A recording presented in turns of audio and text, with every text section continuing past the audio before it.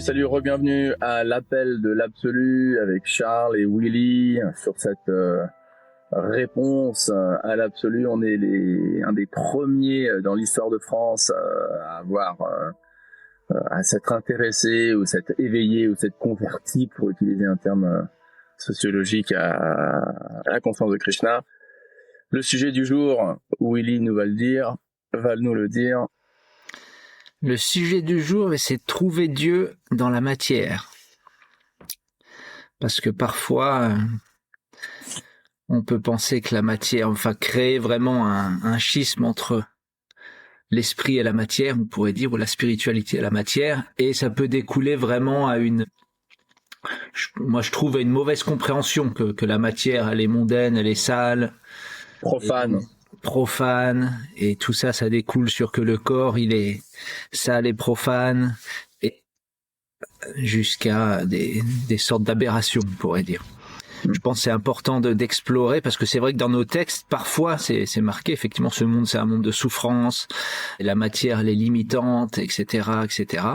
Mais il y a d'autres parties qui disent que non, la matière, c'est une énergie divine, Dieu, il est présent dans chaque atome, et elle est là, la matière, finalement, pour nous aider à nous émanciper. Donc, comment naviguer sur ces deux choses qui peuvent paraître paradoxales. Donc, c'est un petit peu le sujet aujourd'hui du podcast. Tu m'as fait penser à ce verset de la Bhagavad Gita. Pour ceux qui sont là pour la première fois, c'est le texte principal qu'on cite sur ce podcast. Et dans ce texte, je crois que c'est au 7e chapitre, Krishna parle du monde matériel, enfin comme son énergie, hein. Apo bhumir apo nalo vayu kam mano bhuri elevacha ahankara vidiyame prakritim ashtadam, j'ai oublié le reste, mais prakriti en sanskrit veut dire donc monde, une énergie, et donc il dit voilà, l'eau, le feu, l'air, l'éther, il y en a 7 ou 8 quoi. Enfin il y en a 5 grossiers entre guillemets et 3 subtils. Et ils disent, c'est comme tu dis, ce sont mes énergies séparées ou secondaires, mais mes énergies quand même, quoi. Et donc, puisque nous, on croit en Dieu et un Dieu qui est réel, eh bien, son énergie elle-même, bien que peut-être éphémère ou transitoire ou manifestée, non manifestée, est réelle, quoi. C'est ça un point hyper important, je crois, à soulever, quoi, que le monde matériel est réel, parce que souvent, t'entends un peu, oui, non, on vit une illusion totale, c'est le Matrix total, pas vrai? Ouais, ou c'est un rêve. C'est un rêve, tout est illusoire, everything is Maya. Tout est Maya, tout est illusion. Voilà, il y a différents types d'approches de la vie, hein. Pour moi, il y a vraiment deux extrêmes. Il y a l'approche, ok, on va exploiter ce monde le plus possible, carpe diem, on est là pour en profiter, donc on va jusqu'à détruire la planète, on les sort comme une éponge, jusqu'à tout détruire pour essayer d'en tirer du plaisir. Donc ça, c'est la voie de l'exploitation. Après, il y a la voie du renoncement, où justement, ce monde, il est illusoire, ce monde, il est maya, faut tout de suite trouver un plan échappatoire à ce monde. Le but, c'est moksha, mukti, la libération. Et entre donc, se désengager du monde, quoi. Ouais, dans une montagne, dans une cave, ou devenir un moine, renoncer complètement au monde. Voilà, et le but, c'est de se sauver le plus tôt possible de ce monde. Et après, il y a les voies dévotionnelles, donc celles que personnellement nous on suit, cette approche du monde où c'est ni une voie d'exploitation, ni une voie de renoncement, mais une voie de dévotion. C'est-à-dire comment je vais être au service de la vie, au service de Dieu, au service de ce monde, et comment finalement, je peux être réalisé spirituellement dans ce monde. Il y a pas, la réalisation, c'est pas un truc dans le futur quand je serai finalement sorti de ce monde, dans un autre monde lointain géographiquement.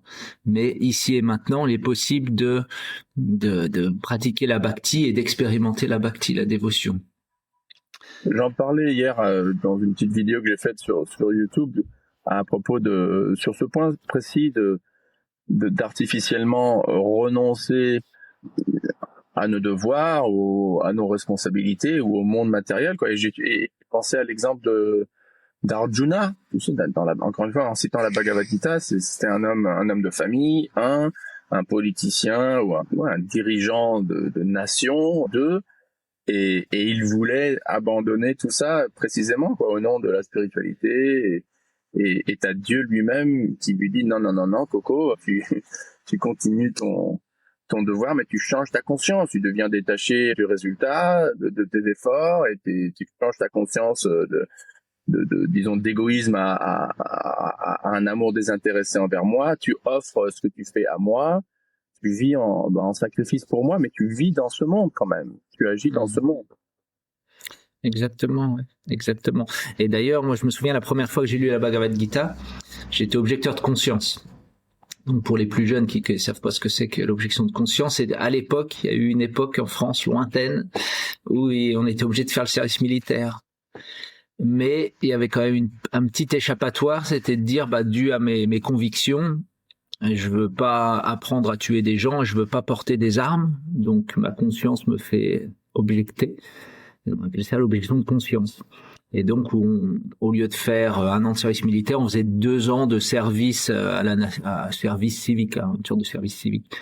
Et donc, évidemment, j'étais contre la guerre, etc. Et quand j'ai lu la Bhagavad Gita, oh purée, ça se passe sur un champ de bataille.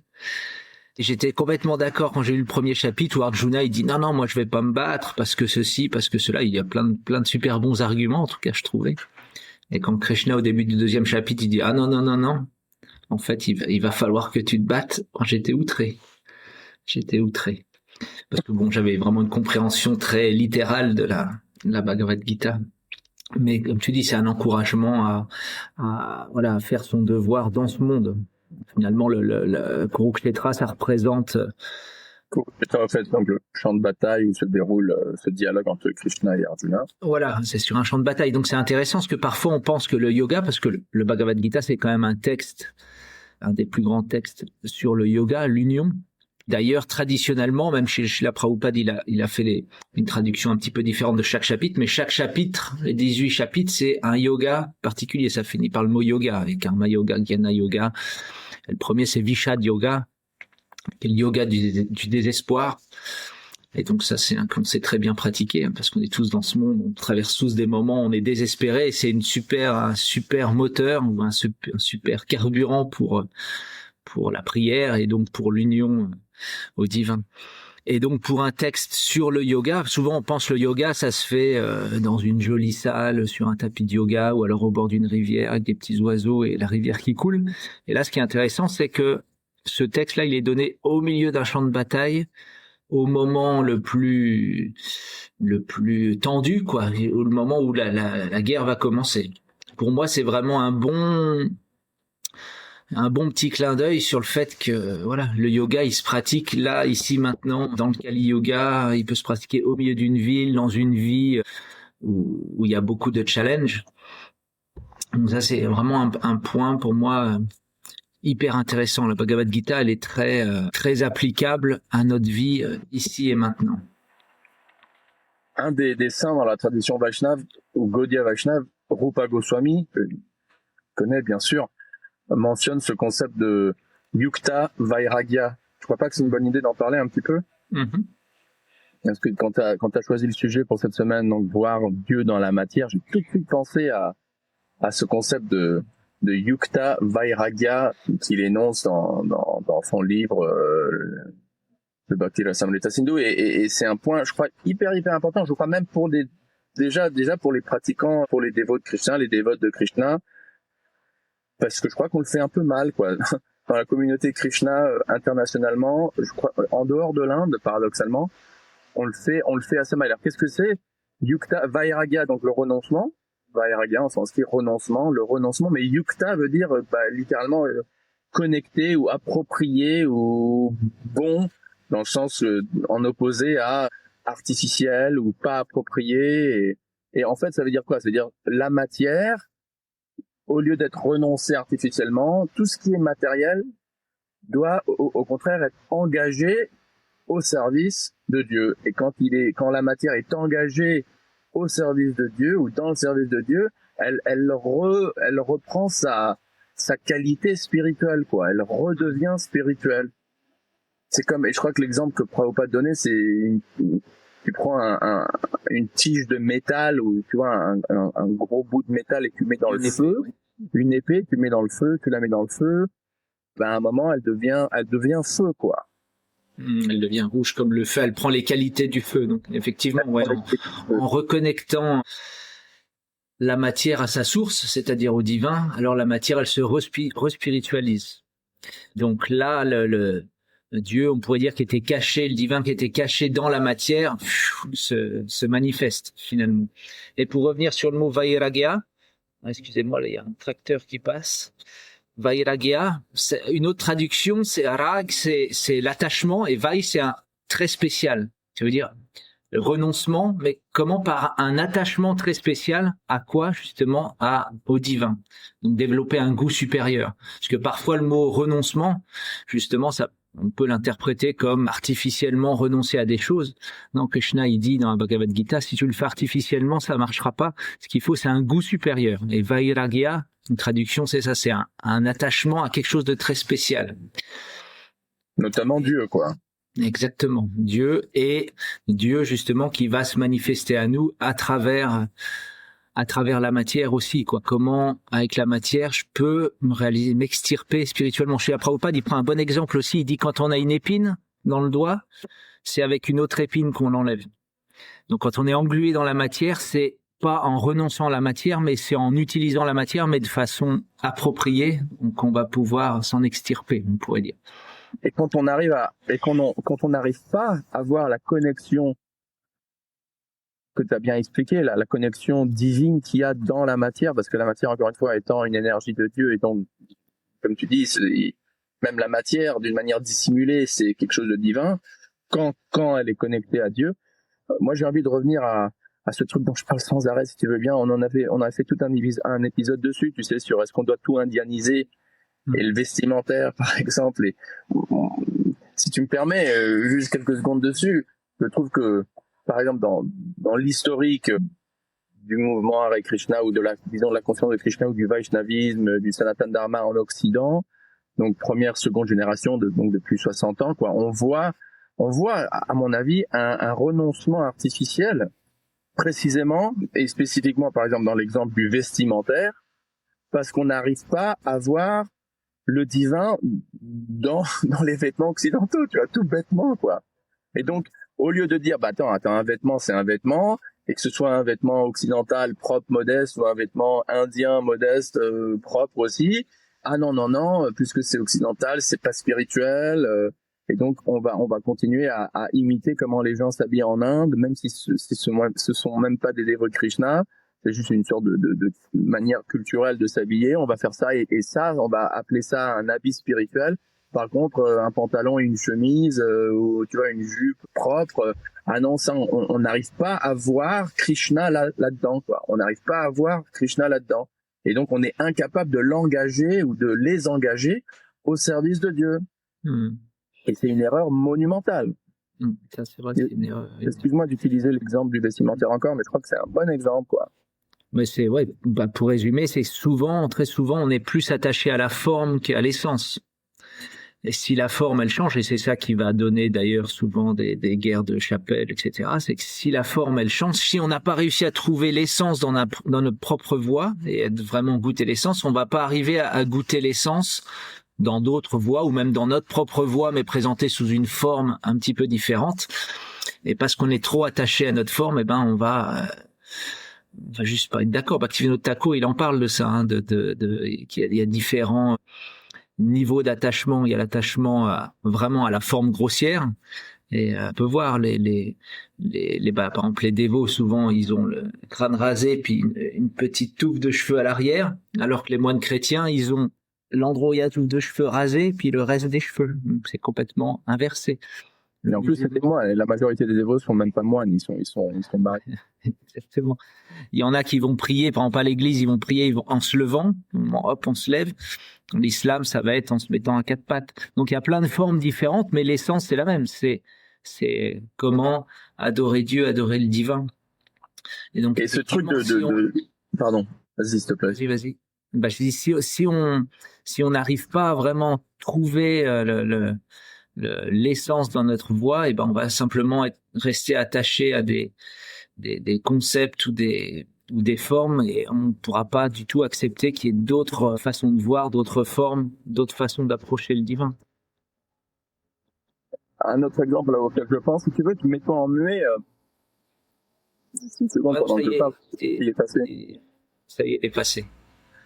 Le maître spirituel de Prabhupada, Bhaktisiddhanta Saraswati Thakur, parlait de... Enfin, c'était un des premiers à utiliser une voiture, par exemple, en Inde. Et il l'a utilisé pour aller conduire jusqu'au Radhakund, ce lac sacré par excellence pour les dévots de Krishna, quoi. Imagine, utiliser une voiture, donc c'est un truc soi-disant hyper matériel, matérialiste et tout. Et en plus, lui, c'était un moine, donc un sannyasi, qui, au contraire, au lieu de « Ah non, c'est une voiture, moi je vais pas l'utiliser, c'est matériel. » Non, je vais l'utiliser pour aller en pèlerinage, tu vois, un lieu sacré. Ou l'imprimerie. C'est un des premiers à utiliser la technologie de pouvoir imprimer des livres, par exemple. Et d'ailleurs, Prabhupada, je crois, il glorifiait souvent son maître spirituel. Oui, mon maître spirituel, il appelait ça le Brihat Mridanga. Donc, c'est pas juste un petit tambour qui s'appelle un Mridanga que tu peux entendre à 3 mètres ou à 5 mètres ou à 10 mètres.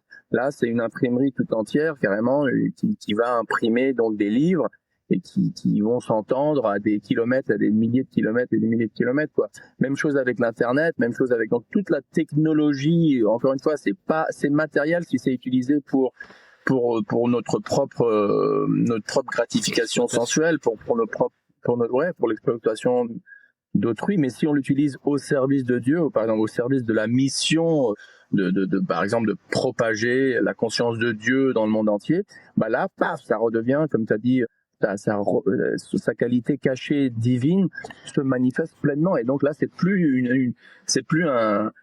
quelque chose de matériel, c'est quelque chose de spirituel, quoi. Et renoncer à ça, c'est du faux renoncement. Juste pour terminer, je me rappelle Hridayananda Maharaj qui a visité ta maison, tu sais, c'est un de mes mentors spirituels favoris.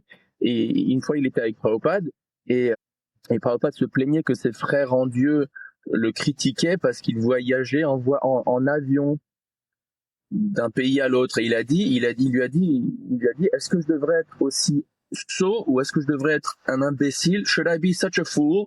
Est-ce que je devrais être un tel sot que je devrais imiter le Seigneur Chaitanya et marcher pieds nus? En d'autres mots, je vais pas faire la connerie d'être faussement artificiel et imiter le Seigneur Chaitanya il y avait à l'époque au XVIe siècle, il n'y avait pas de technologie aérienne. Et au contraire, je vais utiliser la technologie qui est là devant moi, comme par exemple un avion pour aller prêcher la bonne parole dans les 4 coins du monde, quoi. C'est ça le vrai renoncement. Une fois, j'ai entendu une histoire assez rigolote de Srila Prabhupada qui est apparemment, je crois que c'était à Londres. Il est arrivé à Londres et il y a des journalistes. Ses disciples sont venus le chercher avec une belle voiture. Alors je sais pas quelle belle voiture, mais une jolie voiture. Et donc évidemment, le journaliste, c'est son métier, quoi, essayer de trouver, piquer un petit peu. Et donc il a dit à Srila Prabhupada, mais vous êtes une voix spirituelle, comment ça se fait que vous avez une belle voiture comme ça, etc. Et Srila Prabhupada, il a dit, en fait, vous les Anglais, vous êtes venus en Inde, vous avez tout pillé, mais vous avez oublié le plus important, c'est-à-dire la spiritualité, la conscience de Krishna. Donc je vous la porte dans une belle voiture. Je trouve ça rigolo. Ça fera pas je l'appelle une belle voiture. Mais pour revenir sur le sujet de comment trouver Dieu dans la matière, il y a d'ailleurs c'est bientôt Janmastami, donc le jour d'apparition de Krishna sur terre. Il y a 5000 ans, on sait le divin, il est descendu sur terre dans cette forme-là, la forme de Krishna, à Vrindavan, et donc dans le lila, cette histoire donc qui est racontée dans les textes sacrés et qui est aussi racontée oralement par tous les sages. Il est dit que Krishna, il a pris naissance dans une prison à Mathura. Bon, alors je vais vraiment la faire très vite. Quand il a pris naissance, il a demandé à son père, donc ce qui était son dévot, qui a joué le rôle de son père, de l'emmener à Gokul, donc c'était de l'autre côté de la rivière Yamuna, dans un petit village, et là de l'échanger contre un bébé qui était né de Yashoda. Donc c'est ce qui s'est passé, il l'a apporté. Là, il a été échangé contre ce bébé qui était en fait Maya Devi. Et quand il l'a ramené, c'était Yoga Maya en fait, Yoga Maya. Et quand il l'a ramené à Mathura, donc Kamsa, qui était un petit peu le geôlier, celui qui avait mis en prison les parents de Krishna, il a voulu tuer cet enfant, et cet enfant il s'est manifesté donc comme Durga, qui est Mahamaya. Donc c'est un petit peu technique ce que je dis là, hein, peut-être pour les jeunes qui connaissent pas trop, mais pour moi ça résume bien que simplement c'est une façon d'approcher la matière, parce que à Gokul, qui est vraiment un village dévotionnel où les gens ils approchent la matière de façon dévotionnelle, alors c'est l'énergie matérielle, donc Maya, elle est Yoga Maya. Donc Yoga Maya, on sait que c'est l'énergie qui va relier.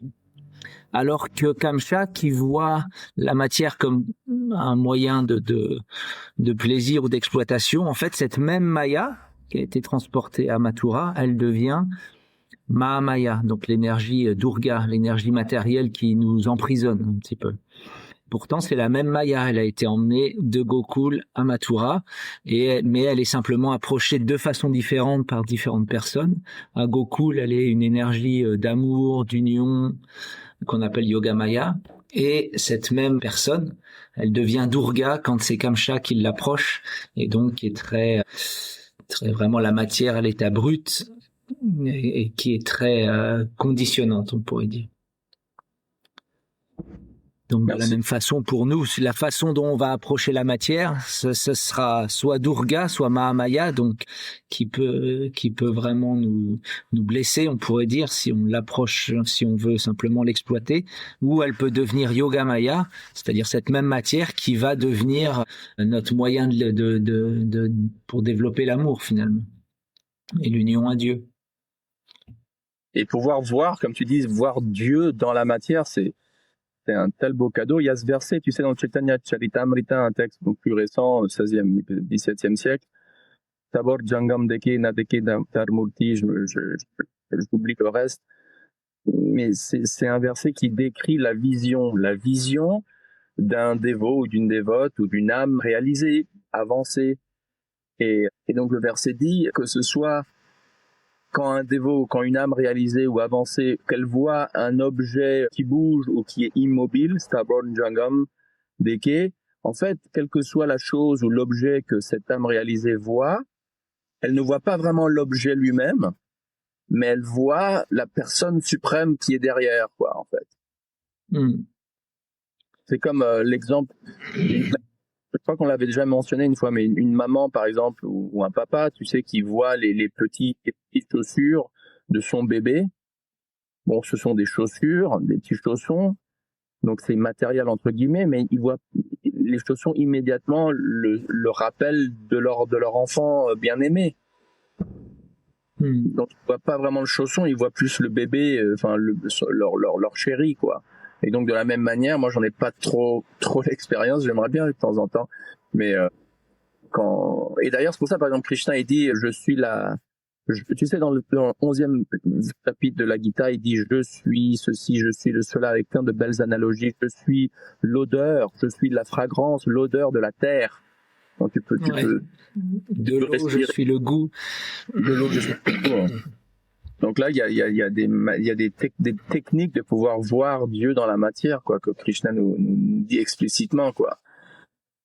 Boire de l'eau et se souvenir, ah tiens, c'est Krishna, ça. Sentir une belle fleur, tiens, ça c'est Dieu, ça.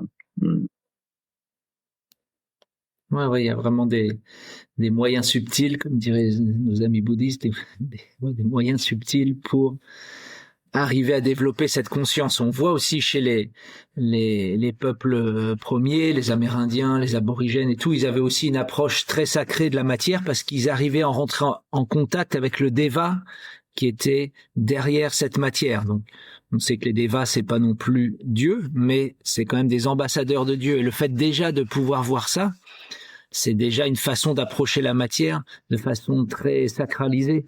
Donc le dieu de l'eau, le dieu de la mer, le dieu de... du feu. Qu'il y a vraiment une personne derrière chaque chose. Chaque rivière est une déesse, le soleil, il appelle le père soleil, la mère terre, la lune, etc., etc. Chaque chose, chaque apparemment objet est une personne. Et un jour, il y a un dévot qui est venu chez nous, Tamal Krishna, il s'appelait, et il a fait une harikata, un enseignement sur le fait que le plus gros problème qu'on ait, nous, c'est l'impersonnalisme. Alors évidemment, tout le monde a pensé à l'impersonnalisme. Tellement d'accord. Mais comme dans le sens, Dieu c'est pas une personne, etc. Mais c'est pas de ça dont il parlait. Il disait c'est que on n'arrive pas à comprendre que ce monde, derrière chaque élément, chaque chose, il y a une personne. Et dans les Védas, c'est clairement décrit. Même les directions, on dit il y a la personnification du nord, du sud, de l'est, de l'ouest. Chaque chose est une personne. Et si on en avait conscience, alors on évoluerait dans ce monde comme dans une cathédrale, où vraiment très avec une approche très dévotionnelle, très sacrée. Et je me souviens, je suis allé, avant qu'il donne cette classe-là, je pense que c'est peut-être pour ça qu'il l'a donné, peut-être pour m'enseigner un petit peu, je l'avais emmené d'ailleurs, je t'ai emmené à cet endroit-là aussi, un endroit qui est pas loin de Dijon, un très beau petit lac entouré de falaises dans la forêt. Où on saute de haut. Voilà, je me suis mis en maillot de bain et bam, j'ai plongé direct.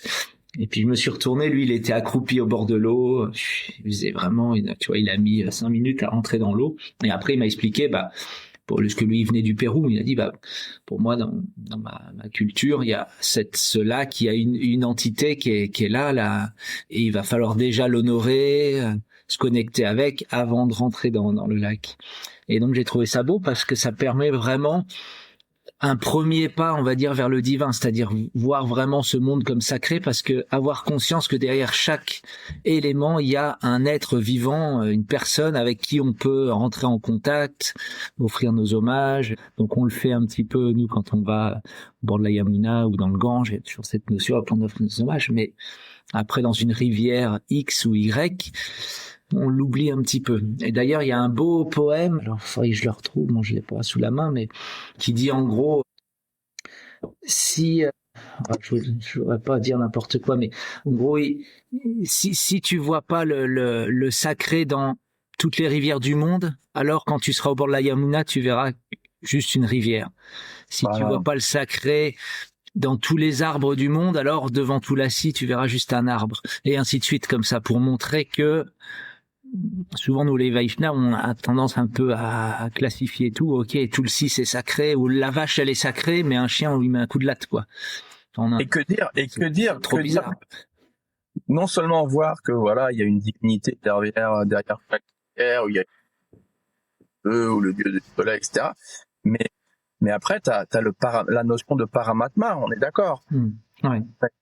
Que Dieu lui-même, carrément lui-même, son expansion plein air, sous sa forme du paramatma, est assise, ou est assise dans le cœur de chaque être, quoi. Juste à côté de chaque âme, il y a Dieu. Donc non seulement on oublie de voir l'âme dans chaque corps ou dans chaque entité, mais en plus de ça, non seulement il y a une âme donc qui est divine, qui est éternelle, qui est partie intégrante de Dieu, mais en plus de ça, t'as Dieu lui-même juste à côté, quoi. T'as Dieu, la personne suprême, qui est à côté de chaque âme, qui est dans chaque atome, comme tu dis, dans le cœur de chaque être. Donc là, si on n'arrive pas à voir le divin dans la matière, on a un problème, quoi. Ouais, dans le cœur de chaque être et dans chaque atome. T'imagines? Ouais. Chaque atome, il y a le paramatma qui est dedans, c'est-à-dire l'âme du monde, ou Vishnu, un aspect de Vishnu, qui est là dans chaque atome. Donc c'est complètement hallucinant qu'on n'arrive pas à voir Dieu dans la matière, ou alors de dire c'est Maya, je me souviens une fois, j'étais dans un ashram et puis on chantait un kirtan et puis les dévots étaient très enjoués, etc., par le kirtan, et puis donc le sadhu arrive pour donner son enseignement, donc le kirtan s'arrête petit à petit, puis le dévot qui chantait, il a dit quelque chose comme, un peu pour rire, quoi. Il a dit, un bon kirtan et Maya s'en va. Tu vois, d'un air un peu dédaigneux. Et là, le sadhu, il a donné toute une classe sur Maya, que Maya, c'est une Vaishnavi. c'est une servante de Dieu. Son service, c'est justement de nous apprendre que si on essaye d'exploiter l'énergie divine, on se blesse avec le karma. Et elle est là pour nous former et nous aider à comprendre que non, on est là au service de la vie, au service du divin, et que là, à partir de ce moment-là, elle va nous aider à développer cet amour. Et donc, le fait de dire, ouais, Maya, nanana, oh, la matière, et ben, c'est une Vaishnava parade, c'est-à-dire ça crée des obstacles au développement de notre amour. Ouais. Ça me fait penser à certains moines catholiques, par exemple, qui s'auto-flagellent, tu sais. Oui, la matière et il y a un mot en anglais, unredeemable. Elle peut pas être sauvée. Elle est au-delà du salut, quoi. Irrémédiablement, ça se dit non? Irrémédiablement, je crois. Irrémédiablement, ouais. Elle est irrémédiablement profane. Et nous, on dit non, au contraire. Au contraire, la matière n'est pas la matière n'est pas irrémédiablement profane. Au contraire, irrémédiablement engageable au service de Dieu. Ouais, bien sûr. Mais ça, je pense que dans toutes les voies spirituelles, il y a ces deux notions.